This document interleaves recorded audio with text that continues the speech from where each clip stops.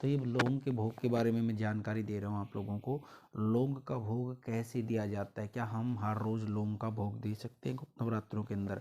या जय श्री राम, जय माता दी, बालाजी महाराज की। ये जो आज मैं एक विषय लेके आया हूँ, ये काफ़ी जानकारी का विषय है और ये काफ़ी लोगों का मेरे पास में बार बार सवाल आता रहता है।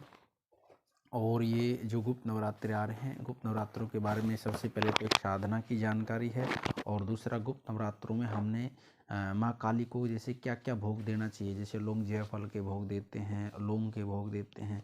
तो ये लौंग के भोग के बारे में मैं जानकारी दे रहा हूँ आप लोगों को। लौंग का भोग कैसे दिया जाता है, क्या हम हर रोज़ लौंग का भोग दे सकते हैं गुप्त नवरात्रों के अंदर, या अन्य दिनों में भी लौंग का भोग देना चाहिए या नहीं देना चाहिए? क्योंकि इन कारणों से बहुत लोग परेशान हो चुके हैं और ये बिना जानकारी के कुछ चीज़ें करते रहते हैं, तो उनको बाद में बर्बादी मिलती है।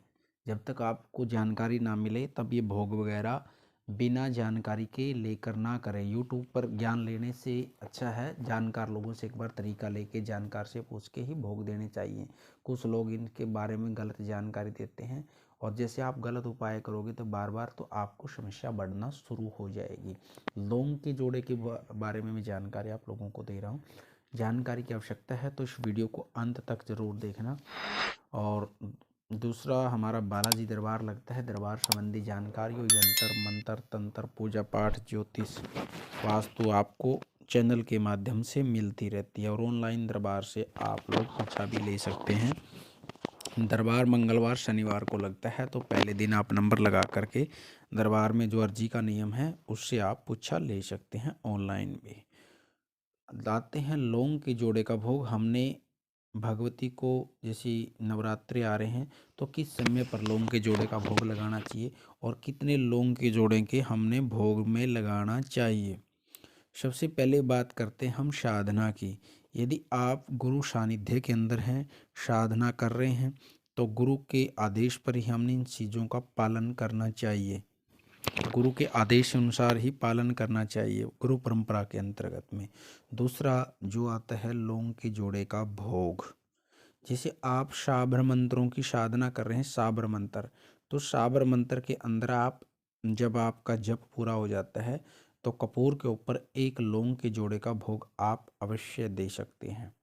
लौंग के जोड़े का भोग कपूर के ऊपर शाबर मंत्रों में, शाबर मंत्रों का नियम रहता है लौंग कपूर के जोड़े का भोग देने का, वो आप शाबर मंत्र में दे सकते हैं। और लगातार आप जैसे साधना अन्य भी कर रहे हैं तो अग्नि के माध्यम से भोग दे रहे हैं, तो आप अग्नि पे भोग दे सकते हैं लौंग के एक जोड़े का भोग भगवती को। ज़्यादा की आवश्यकता नहीं, एक लौंग के जोड़े का भोग, क्योंकि लौंग के जोड़े के भोग होते हैं जो ये भेंट के रूप में दिए जाते हैं, ना कि इनको मुख शुद्धि करने के लिए। जो हम मुख शुद्धि करने के लिए लौंग और इलायची का भोग देते हैं, मुख शुद्धि करने के लिए लौंग और इलायची का भोग दिया जाता है। और अन्य टेम के ऊपर भी आप लोग लगातार पूजा में लौंग के जोड़े का भोग ना दें।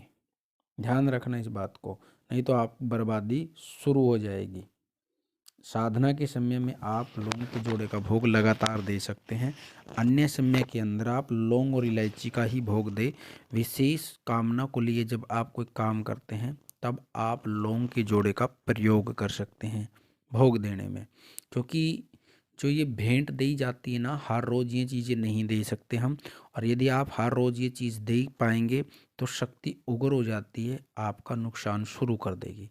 ध्यान रखना इस चीज़ को, शक्ति उग्र हो जाती है और उसमें आपका नुकसान करेगी।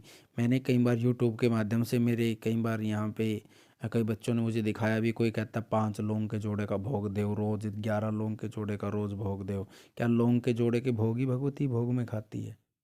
और काम नहीं है क्या? इन लोगों से सावधान हो जाना, ये लोग आपको बर्बाद कर देंगे। इसलिए जानकारी लेकर ही इन भोग के बारे में और जप के, मंत्र जप के बारे में, जब तक आपको मंत्र के बारे में जानकारी ना हो तब तक उसका जप ना करें। क्योंकि उल्टे सीधे मंत्र करोगे आप तो आपकी बर्बादी शुरू हो जाएगी। ऐसे ही भोग का है, भोग के बारे में जब तक पूरी जानकारी ना हो तब तक इन चीज़ों का आप भोग ना दें। जानकार से भोग लेकर के जानकारी दें। यूट्यूब के जो ज्ञानियों से आप भोग लोगे तो आपको बर्बादी पक्की है, ध्यान रखना। यूट्यूब के ऊपर मैंने देखा है बहुत लोग उल्टे सीधे उपाय बताते रहते हैं, उल्टे सीधे भोग के बारे में जानकारी दे रहे हैं। क्योंकि हम कर्मकांड की लाइन से आते हैं, देवताओं को भोग कैसे देने चाहिए इसलिए मैं इस चीज़ के बारे में आपको बार बार बोलता हूँ कई बार। लौंग है, जायफल है, नींबू है, ये सारे भेंट के रूप में दिए जाते हैं, लेकिन हर रोज़ हम देवताओं को भेंट नहीं दे सकते। इस चीज़ की समझ के चलना चाहिए। तो इस लौंग के जोड़े का भोग आप साधना कर रहे हैं, साधना आपके लिए विशेष होती है, तो विशेष रूप से विशेष काम करने के लिए आप उसमें लौंग के जोड़े का प्रयोग कर सकते हैं, लौंग का जोड़े का भोग दे सकते हैं और देना चाहिए विशेष कामना को लेकर को। हर रोज़ बिना मतलब के लौंग के जोड़े का भोग नहीं देना चाहिए। या तो लौंग के जोड़े, जैसे कई बार बच्चे मेरे पास सवाल भी आते हैं कि घर में से लौंग घुमाकर जी कपूर जला कर के हम घर में जलाते हैं, जब तक किसी भी दरबार से, शक्तियों से, गुरु से आदेश ना हो तब तक ये काम ना करें, नहीं तो आपको समस्या और ज़्यादा बढ़ना शुरू हो जाएगी। इसलिए लौंग के जोड़े का भोग इस चीज़ में हमने देना चाहिए। और जानकारी आपको अच्छी लगे तो वीडियो को लाइक करना, शेयर करना, वीडियो में कमेंट में जय माता दी जरूर लिखना। माँ भगवती आपकी हर मनोकामना पूरी करेगी। सभी को सीताराम, जय माता दी, नमो आदेश।